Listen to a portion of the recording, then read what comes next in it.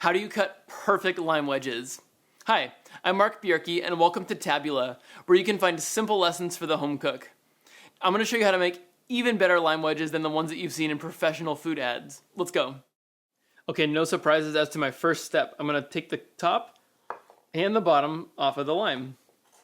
And then I have it stood up here. I'm going to cut right through the center. And now I can find where that core of it is.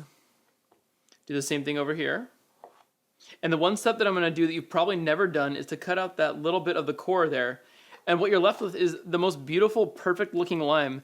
This also is very functional. When you squeeze it, it's going to have a ton more juice coming out, and it'll come directly down onto the food rather than squirting off to the side or in your eye.